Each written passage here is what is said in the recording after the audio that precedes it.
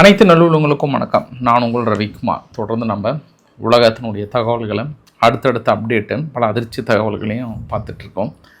நேற்று இஸ்ரேலுக்கு மறுபடியும் ஒரு 2 தடவை அமெரிக்காவுடைய சென்கம் சார்பாக கால் பண்ணிவிட்டு ஒரு வார்த்தை சொல்லியிருக்காங்க. மிக ஒரு முக்கிய வார்த்தையாக பார்க்கப்படுகிறது. ஆல்மோஸ்ட் இஸ்ரேல் தனிமைப்படுத்தப்படுகிறதா அப்படின்ற ஒரு கேள்விக்குறியோடு போகலாம். இரண்டாவது தகவல், நம்ம பங்களாதேஷனுடைய எல்லை பகுதியில் கொஞ்சம் நமக்கும் அங்கே பிஜேபி சொல்லுவாங்க முற்றல் முதல் கொஞ்சம் அதிகமாகிடுச்சு. அதனால் அங்கேருந்து அவசர அவசரமாக டெல்லிக்கு பேச்சுவார்த்தை நடத்த வரேன்றாங்க. ஒரே எல்லை பகுதியில் பயங்கரமான பிரச்சனையாக இருக்குது. பிரச்சனைக்கான காரணம் என்ன? 3 அல்பேனியா விவகாரம். இந்த 3 விவகாரம் தான் பிரதானமாக பார்க்க போகிறோம். அதில் நமக்கு மிக முக்கியத்துவம் வாய்ந்ததாக இஸ்ரேல் தனிமைப்படுத்தப்படுகிறதா, இல்லை அமெரிக்கா கழட்டி விடுகிறதா, இல்லை அக்ரிமெண்ட்டை நோக்கி போயிட்டுருக்கா, அதை பற்றிய ஒரு முக்கியமான தகவல் தான் நம்ம இந்த தகவலை பார்க்க போகிறோம். ஸோ வீடியோக்குள்ள போகிறதுக்கு முன்பு நீங்கள் நம்ம சேனலை சப்ஸ்கிரைப் பண்ணலாம். சப்ஸ்கிரைப் பண்ணிட்டு வாங்க. மறக்காம பெல் பட்டன் கிளிக் பண்ண ஆல் ஆப்ஷன்ஸ் கொடுங்க. வீடியோ கொடுக்கலாம்.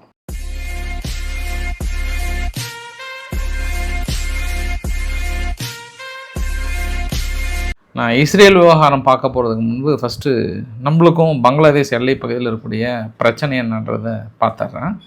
என்ன வீடியோ பதிவுலாம் தொடர்ந்து அங்கே வந்த வண்ணமாக தான் இருக்குது.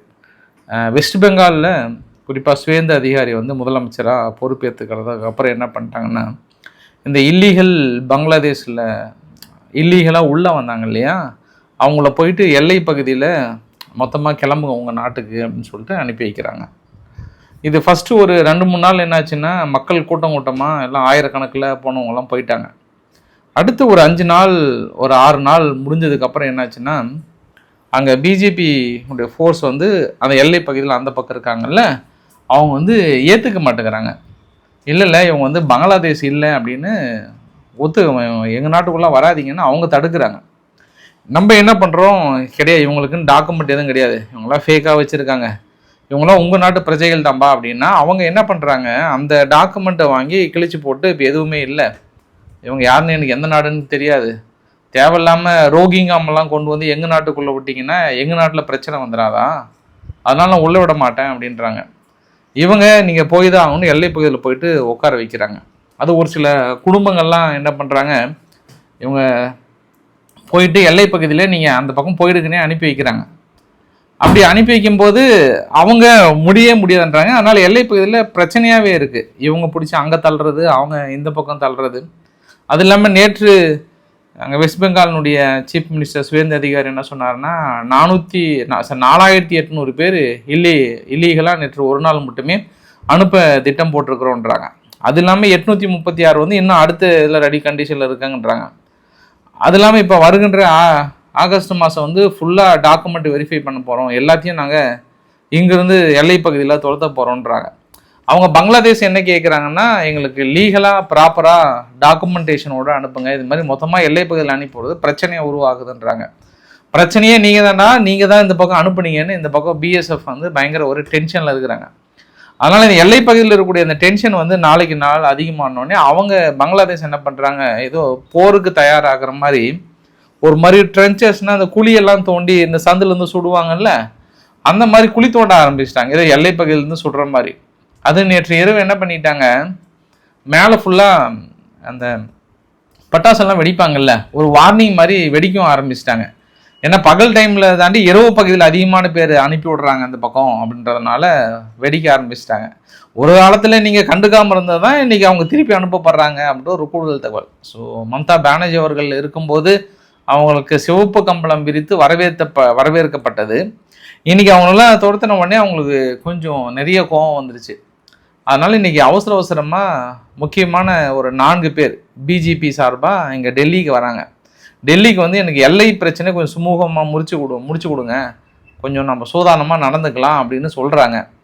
அது இல்லாமல் நேற்று தான் பங்களாதேஷ் போயிட்டு மாஸ்கோவை பார்த்து நீங்கள் ஏன் பிரிக்ஸில் இணையக்கூடாது, பிரிக்ஸில் இணைங்கன்னு மாஸ்கோ சொல்லியிருக்காங்க. அதற்குன்னு இந்தியாவோட பதில் என்னன்னு தெரியல, அது ரியாக்ஷன் என்னன்னு தெரியல, அதை பொறுத்து இருந்து பார்க்கலாம் நம்ம. ஆனால் எல்லை பகுதியில் சுமூக பிரச்சனை எட்டப்படலை. 2 தரப்புலேயும் கொஞ்சம் ஃபோர்ஸ்ஃபுல்லாக தான் இருக்குது. அந்த பிஜேபி சார்பாகவும் நம்ம பிஎஸ்எஃப் சார்பாகவும் கொஞ்சம் ரொம்ப ஃபோர்ஸாக தான் இருக்குது. அது பார்க்கலாம், சுமூக தீர்வு எட்டுக்கிறதா இல்லை மொத்தமாக அனுப்புகிறாங்களா. இப்போ ஏற்றுக்கலாம் பெரிய பிரச்சனையாக இருக்குது. எப்படி எல்லாம் தனி விமானம் மூலயமா உட்கார வச்சு அந்த விமானத்தை கொண்டு போய் அங்கே டிபோர்ட் பண்ணாலுமே ஒரு நாடு அக்செப்ட் பண்ணாதான் நம்ம போயிட்டாங்க அகதிகளை வந்து இதாப்பா உங்கள் நாட்டு மக்கள் ஏற்றுக்குவாங்க. இவங்க எங்கள் நாட்டு மக்கள் இல்லைன்னா வேறு எங்கே தான் அனுப்புறது அவங்கள? வேறு எந்த நாடுமே ஏற்றுக்காது.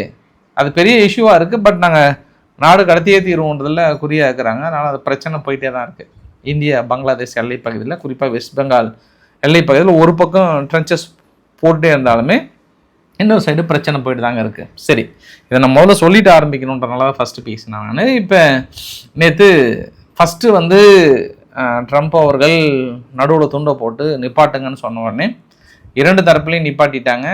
இருந்தாலுமே இஸ்ரேல் லெபனான் மீது கடுமையான ஒரு அட்டாக்கை நடத்த ஆரம்பிச்சிட்டாங்க. அது உங்களுக்கு நான் கடைசியாக உங்களுக்கு வரைபடத்தோடு காட்டுறேன். நான் அவர் அப்படி ஃபோன் பண்ணி சொல்லும்போது சிஎன்என் ரிப்போர்ட்டர்ஸ்லாம் என்ன சொல்கிறாங்கன்னா, ஃபஸ்ட்டு சென்காம் சார்பாக அவங்களுடைய சீஃப் ஸ்டாஃப் ஜமீர் அவர்களுக்கு ஃபோன் பண்ணியிருக்காங்க. ஃபோன் பண்ணிவிட்டு இந்த மாதிரி ஐயா பேச சொன்னார், தொடர்ந்து நீங்கள் வரம்பீறி தாக்கல் நடத்திட்டே இருந்தீங்க அப்படின்னா நாங்கள் இடைமறிக்க மாட்டோம், அதையும் நாங்கள் கைவிட்டுருவோம், எச்சரிக்கை கொடுக்க சொன்னாங்க அப்படின்னு சொல்லியிருக்காங்க. அப்பயுமே இஸ்ரேல் ஒரு சில தாக்கல் நடத்தினால மறுபடியும் ட்ரம்ப் அவர்களே டைரெக்டாக ஃபோன் பண்ணி, ஏப்பா எந்தனையாக கூப்பிடுப்பா, ஏப்பா என்னப்பா பிரச்சனை உனக்கு, நான் தான் அமைதி பேச்சுவார்த்தை அவ்வளோதான், கையெழுத்து போட போகிறாங்கன்னு சொல்கிறேன்னா இல்லையா, இன்னும் 2 வாரத்தில் வந்துடும், அவ்வளோதான் கையெழுத்து போட்டுருவாங்க, முடிஞ்சு பூ உலகில் அமைதி பிறக்கிறது. திரும்பி திரும்பி சும்மா தனிமைப்படுத்தப்படுவீங்க. உங்களுக்கு கொடுக்கக்கூடிய நாங்கள் சலுகைகள் அது எல்லாமே வாபஸ் வாங்க வேண்டிய சூழ்நிலை வரும். கொஞ்சம் கேர்ஃபுல்லாக இருந்துக்கோ. நீ பாட்டுக்கு சும்மா சுட்டுட்டே இருக்க, அடிச்சுட்டே இருக்க, சொல்கிறல ஒரு பெருமனசை சொல்கிறல, ஒரு நாட்டாமல் சொல்லாமல் கேட்க மாட்டியா, கேட்க மாட்டியா அப்படின்னு டென்ஷனாக பேசியிருக்கிறாரு மனுஷன். அந்த இதெல்லாம் நியூஸ் சேனல் அப்படி தான் பாஸ் போட்டிருக்காங்க.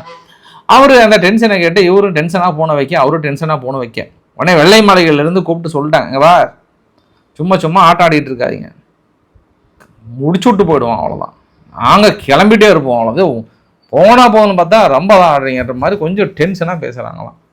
அதுக்கு ஃபாக்ஸ் நியூஸ் வந்து என்ன சொல்கிறாங்க, ஏன் அமெரிக்காவின் மனம் மாற்றம் அப்படின்னா, பென்டகனுக்குள்ளாரே இந்த பேச்சுவார்த்தை நடத்துகிறாங்கல்ல, அந்த பேச்சுவார்த்தை நடத்துகிற டீமுக்குள்ளே கொஞ்சம் இன்ஃப்ளூயன்ஸ் பண்ணி ஸ்பை வேலை பார்க்குறாங்க இஸ்ரேல் அப்படின்ற ஒரு குற்றச்சாட்டை வைக்கிறாங்க.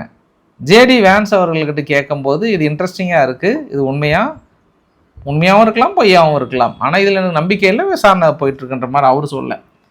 அப்போ ஏற்கனவே பென்டகன் சார்பாக என்ன சொன்னாங்கன்னா, இஸ்ரேல் கொஞ்சம் உழவு வேலை பார்க்குறாங்க, கொஞ்சம் சூதானமாக நடந்துக்கோங்கப்பா அப்படின்னு சொல்ல. இதனால் இந்த பிளவு ஏற்படுதா அப்படின்னா அது இன்னொரு வகையில் ஒரு ட்ராமாவாக இருக்குமா அப்படின்னு ஏன் உள் மனசுக்குள்ளே ஏதோ தோணுது. என்ன பாஸ், ஒரு 4 நாளைக்கு முன்னாடி தான் பாஸ் அவங்க இஸ்ரேலுடைய இராணுவமும் அமெரிக்காவுடைய இராணுவமும் இணைந்து அடுத்த கட்டத்துக்கான டீல் அப்படின்றத விட அவங்க கீழவையில் தீர்மானமே நிறைவேற்றிட்டாங்க, அவங்க செனட்லேயும் ஒப்புதல் கொடுத்துட்டாங்க, அடுத்த லெவலுக்கு இவங்க போகிறாங்க இராணுவத்தை கட்டமைக்கிறதுல. அப்போ திடீர்னு ஓடிய வந்து இந்த ஒரு பிளவுக்கான காரணம், ஒருவேளை அமெரிக்கா என்ன நினச்சிட்டாங்கன்னா, இஸ்ரேல் நீங்கள் தனியாக போராடுங்க, உங்களால் முடியும், ஏன்னா நாங்கள் உள்ளே போனோம்னா தேவையில்லாமல் அரபு நாடுகள்லாம் உள்ளே வருது, நிறைய பிரச்சனையாக இருக்குது, அதனால் நீங்கள் இப்படி தள்ளி தள்ளி தாக்கல் நடத்துறதுக்கு ஒன்றும் இஷ்யூ இருக்காது, அதனால் அப்படியே பார்த்துக்கிறீங்களா அப்படின்ற ஆங்கிளில் லைட்டாக டீல் பண்ணி அப்படியே அந்த பக்கம் சமிக்கை கொடுக்குறாங்களா, இல்லை அமெரிக்கா இன்னொரு ஆங்கிளில் நிஜமாவே எப்போடா இந்த போர் நிறுத்துவோம், தெரியாமல் நம்ம தலையை விட்டுட்டோம், இது பெருத்த இதாக இருக்குது என்று இன்னொரு ஆங்கிள் அவங்க ஃபீல் பண்ணுறது நல்லாவே தெரியுது. ஏன்னா ஏதோ நாளைக்கே போயிட்டு அவங்க கையெழுத்து போட தயாராகிற மாதிரி ஈரான் ஓடியாங்கன்னா கையெழுத்து போட்டு தயாராகிற மாதிரி வந்து சொல்கிறாங்க. அது இல்லாமல் இன்றைக்கி ஈரான் வந்து 5 கோரிக்கை வச்சிட்டாங்க இன்றைக்கி. அந்த 5 கோரிக்கையில் எப்படி நாட்டாமல் கையெழுத்து போட வர தெரியல. ஆனால் இன்றைக்கி நைட் என்ன ஆச்சுன்னா, எமினி அவதிகள் ஏதோ அவங்களுக்கு கொஞ்சம் ரொம்ப சுறுசுறுப்பாகிறாங்க, திடீர்னு அவங்க கொஞ்சம் ஒரே ஆக்டிவாக இருக்கிறாங்க. இப்போ இன்னைக்கு நேற்று இரவு பாருங்கள், மறுபடியும் 2 ட்ரோன் அனுப்பியிருக்காங்க. 2 ட்ரோன் அனுப்பி தாக்குதல் முயற்சி, அதை வந்து இடைமறித்து தாக்கல் நடத்தியிருக்காங்க. ஒருவேளை இந்த ட்ரோன் வந்து ஈரானுக்காக வந்து டெஸ்ட் எடுத்துருப்பாங்களான்னு பார்த்தேன் நான். ஏன்னா அமெரிக்கா இடைமறித்து தாக்கல் நடத்துக்கிறதா இல்லை இஸ்ரேலே இடைமறித்து தாக்கல் நடத்துக்கிறதான்னு இடையில் அமெரிக்கா எதுவுமே இடைமறிக்கல. ஏன்னா செங்கடலில் அமெரிக்கானுடைய போர் விமானம் அந்த இடத்துல இருக்குது, டெஸ்ட்ராயர் இருக்குது, அவங்க எதுவுமே இடைமறிக்கல. அவங்க நேராக இஸ்ரேல் தான் அதுக்கான வீடியோ பதிவுகளுமே பார்க்க முடிகிறது. இதை யமுனை அவதிகளுக்கு கொஞ்சம் ஆர்வமாகறாங்க, வாங்கப்பா மோதி பார்க்கலாம் அப்படின்னு கொஞ்சம் ஆர்வமாக இருக்கிறாங்க நேற்று இருந்து. அது இல்லாமல் செங்கடல் பகுதியில் நாங்கள் டோட்டலாக இனி இஸ்ரேலினுடைய கப்பலை அனுப்பவே மாட்டோம், லெபனான் தாக்கல் நிறுத்தினாதான் அப்படின்னு சொல்லிட்டாங்களா. அப்போ இந்த ஒரு இன்சிடென்ட் நடக்கும்போது இன்னொரு விஷயம், அங்கே ஈராக்கில் இருக்கக்கூடிய எர்பிலில் இருக்கக்கூடிய அமெரிக்க நிலைகள் இருக்குது. அந்த நிலைகள் மீது அட்லீஸ்ட் ஒரு 30 ட்ரோன் பக்கம் வந்திருக்கும். பட் ஈரான் கிளைம் பண்ணல. மேபி அங்கே ஈராக்கில் இருக்கக்கூடிய ரெசிஸ்டன்ஸ் வந்து தாக்கல் நடத்தியிருக்கலாம். ஒரு பெரிய ஒரு அட்டாக் முயற்சி பண்ணாங்க, அதை ஈரான் வந்து இடைமறிச்சிட்டாங்க. இருந்தாலுமே அந்த தாக்குதல் வந்து தொடரும் அப்படின்றாங்க. இப்போ நிலைமைக்கு நீங்கள் அமெரிக்கா அடித்தா கூட அமெரிக்கா தொடச்சிட்டு அமைதியாயிருவாங்க. ஏன்னா அவங்களுக்கு அமைதி பேச்சுவார்த்தை தான் ரொம்ப முக்கியம். இந்த இடத்துல கொஞ்சம் அவங்க சாந்த சொரூபமாக இருப்பாங்க. அதனால் அந்த சான்ஸை பயன்படுத்தி அடிக்கிறனா கூட 2 அடி அடிச்சுக்கலாம் அவங்க. அந்த மனநிலையில் இருக்கிறாங்க இப்போ அமெரிக்கா. அதனால் இளங்களே அப்படின்ட்டு அங்கே ஈராக்கில் இருக்கக்கூடிய அமெரிக்க நிலைகளை அடிச்சிட்டு இருக்காங்களா. இப்போ உங்களுக்கு 4 கோரிக்கையை வந்து ஈரான் தரப்பில் இன்றைக்கி புதுசாக வச்சுருக்காங்க. இது வந்து நாட்டாமைக்கு தெரியுமா என்னன்னு தெரியல. இல்லை இருந்தாலும் நான் அமைதியை வந்துடும். அடுத்த வாரம் சைன் ஆம்பா, அடுத்த வாரம் கிட்டத்தட்ட அது பேரே வந்து வின் சொல்லியிருக்காங்க. இந்த வேர்ல்டு லீட் பண்ணி அவ்வளோதான் வந்து பூ உலகில் அமைதி வந்து விட்டது, சைன் பண்ண போகிறாருன்னு சொல்கிறாங்க. இன்றைக்கி அமாஸில் இருக்கக்கூடிய செய்தி தொடர்பாளர் யார், அமாஸில் இருக்கக்கூடிய செய்தி தொடர்பாளர் என்ன சொல்கிறாருன்னா, ஈரான்லேருந்து தனிப்பட்ட முறையில் உங்களை தொடர்பு கொண்டு நீங்கள் உறுதியாக இருங்க, நாங்கள் உங்களுக்கு சப்போர்ட் பண்ணுறோம், தொடர்ந்து அமாஸில் அமைதி நிலவி அங்கே ஒரு முழு தீர்வு கிடைக்கிற வரைக்கும் நாங்கள் இங்கே எந்த ஒப்பந்தமும் மேற்கொள்ள மாட்டோம், இங்கே நாங்கள் அதை அப்படியே ஹோல்டு பண்ணுறோம் உங்களுக்காக, அதனால் கொஞ்சம் பொறுமையாக இருங்க அப்படின்னு சொல்லிட்டு ஈரான் தனிப்பட்ட முறையில் இன்ஃபார்ம் பண்ணியிருக்காங்களாம். அதனால் இன்க்ளூடிங் காசா, அதாவது ஈரான் என்ன சொல்கிறாங்கன்னா இன்க்ளூடிங் காசா ஒப்பந்தத்தையும் சேர்த்தி சொல்கிறாங்களா. ஏற்கனவே லெபனானில் இருக்கக்கூடிய படைகள் வெளியேறணுன்றதுல தெளிவாயிட்டாங்க, இப்போ காசாவும் கொண்டு வந்து சேர்த்திக்கிட்டாங்களா.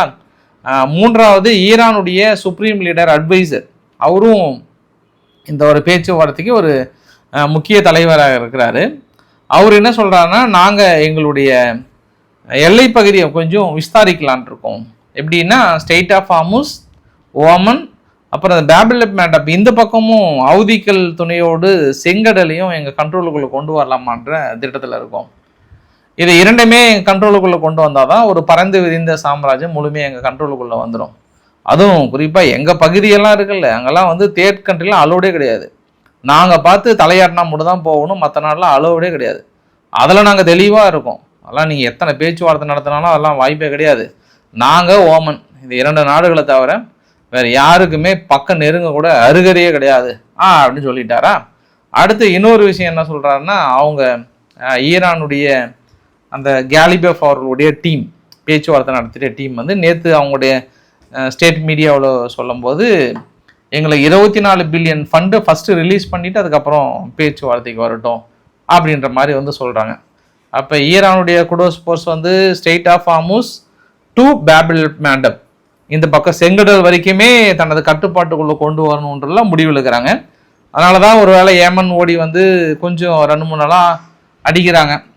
அடித்ததில் சப்போஸ் இஸ்ரேல் வந்து பொங்கி எழுந்து அப்படி லைட்டாக எமினி அவதிகள் அடித்தாங்கன்னா பிடிச்சிக்குவாங்க அவங்க. அடுத்து 1 மாதம் 2 மாதத்துக்கு சேர்த்தி பிடிச்சிக்கலான்னு பார்க்குறாங்க.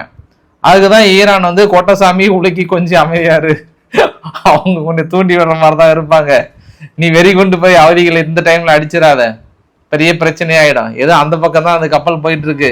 அது குறிப்பாக இது வந்து சவுதியினுடைய ரெஃபரன்ஸ்னு சொல்கிறாங்க. சவுதி வந்து அமெரிக்கா கிட்ட சொல்லி, எப்பா கொஞ்சம் பார்த்து சீக்கிரமாக சொல்லி விடுங்கப்பா, ஏன்னா இவங்க ஆளுங்க சாதாரணமாக ஓடி ஓடி அடிப்பாங்க, இதில் இவங்க வேறு போதாத குறைக்கு ஒரு 2 மிசைல்ஸ் அனுப்பி நேற்று நைட்டும் ட்ரோன் அனுப்பி விட்டாங்க. இவங்க பாட்டுக்கு அவசரப்பட்டு அடிச்சு விட்டாங்கன்னா ஏதோ நான் இந்த பக்கம் கொஞ்சம் காலத்தை ஓட்டிகிட்டு இருக்கிறேன், அதையும் வந்து தடுத்து விட்டுற போகிறாங்கப்பா, கொஞ்சம் உங்கள் ஆளுக்கிட்ட சொல்லி வைப்பான்றதுனால சொல்லிட்டாங்க போல். இருந்தாலும் இஸ்ரேல் கொஞ்சம் டென்ஷனாக தான் இருப்பாங்க. எமினி அவதிகள் அடிச்சே ஆகணும், இவங்க அடித்தா போதும் நிறுத்திடலாம், ஃபுல்லாக நம்மளும் நிறுத்திடலான்றாங்க. அதனால தான் இன்றைக்கி ஈரான் என்ன சொல்கிறாங்கன்னா, அடிஷ்னலாக ஒரு வார்த்தை, இல்லை நாங்கள் பேபிள் மேண்டம் இந்த செங்கடல் பகுதியும் எங்கள் கட்டுக்குள்ளே கொண்டு வரோன்னு சொல்கிறதும், நேற்று நைட்டு திடீர்னு எமினி அவதிகள் வந்து சுட்டு வீழ்த்துவாங்கன்னு தெரிஞ்சும் இங்கேருந்து ட்ரோன் அனுப்புறதும், அது இல்லாமல் இவங்க தொடர்ந்து நாங்கள் இஸ்ரேலை அடிப்போம், இத்தனை நாள் இல்லாத கோபம் பாருங்க, திடீர்னு இந்த 2-3 நாளாக ரொம்ப கோபமாக இருக்காங்க எமினி அவதிகள். அவங்க பொசுக்குன்னு அவங்க சும்மா ஓடி வந்து அடித்தாங்கன்னா நிறைய இழப்புகள் ஏற்பட்டுருக்கு இந்த பக்கம்.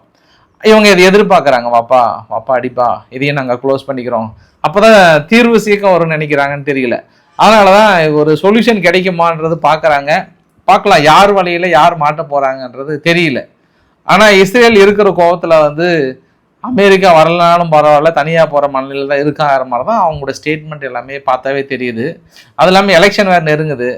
இப்போ அவர் பிபிக்கு வந்து பெருசாக பாசிட்டிவாக இல்லை. நேற்று கூட சும்மா அங்கே லோக்கல் சேனல்லாம் என்ன சொன்னாங்கன்னா 54% வந்து அவருக்கு எதிர்ப்பலை வந்திருக்கிறது. இப்போ இந்த ஆளால் ஒரே சண்டையாக இருக்குது அப்படின்ற எதிர்ப்பலைன்ற மாதிரி வந்து சொல்கிறாங்க. அது இல்லாமல் லெபனான் மீது தாக்குதல் மிக கடுமையாக இருக்குல்ல. அது இல்லாமல் இப்போ எதுக்குமே எங்களுக்கு தீர்வு கிடைக்கலையே. காசாவுக்கு ஒரு முழு தீர்வு கிடைச்சதா? கிடைக்கல.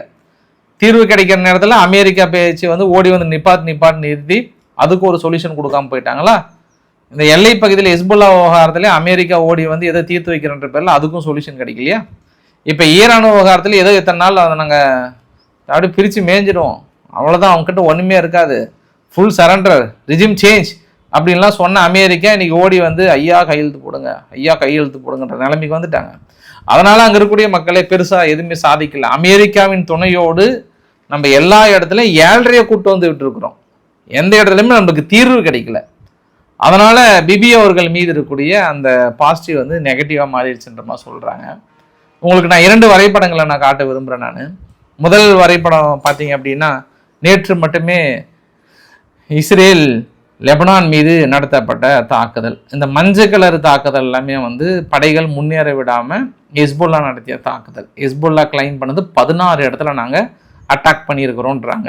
இந்த 16 அட்டாக் இல்லாமல் இவங்க இஸ்ரேல் என்ன பண்ணுறாங்க, உள்ள கண்மூடித்தனமாக தாக்கல் நடத்துகிறாங்க, அடுத்தடுத்த முன்னேற்றங்கள் இருக்கிறாங்க. இவ்வளோ படைகளும் முன்னேறின இஸ்ரேல் நாங்கள் எந்த காரணத்தை கொண்டும் நாங்கள் பின்வாங்க தயாராக இல்லை. அது அமெரிக்கா எதிர்த்தாலும் பரவாயில்ல, எங்களுக்குன்னு ஒரு செல்ஃப் டிஃபென்ஸ் இருக்குது, அந்த செல்ஃப் டிஃபென்ஸை விட்டு நாங்கள் வரமாட்டோம் அப்படின்னு சொல்லிட்டாங்க. அடுத்த வரைபடம் என்னென்னா, இஸ்ரேல் பிடிக்கப்பட்ட பகுதியெலாம் பாருங்கள், நீல கலரில் காட்டியிருக்காங்க, இதெல்லாம் பச்சை கலரில் அங்கங்கே இருக்குது. ஸோ தொடர்ந்து அந்த முன்னேற்றங்கள் ஒரு சில பகுதியில் முன்னோக்கி தான் போகிறாங்க.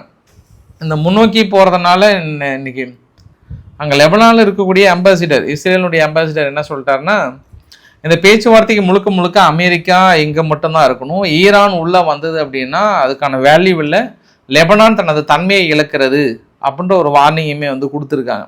அதனால் அங்கேயும் அவ்வளோ சீக்கிரம் ஒரு சொல்யூஷன் கிடைக்கும் அப்படின்லாம் தெரியாது. இது ஒரு மாதிரி இழுத்துட்டு போகுது.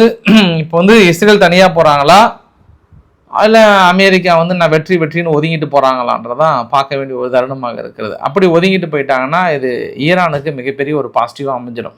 ஏன்னா இவங்க 2 பேர் சேர்ந்தே அவங்களோட ஆயுதங்களை குறைக்க முடியல.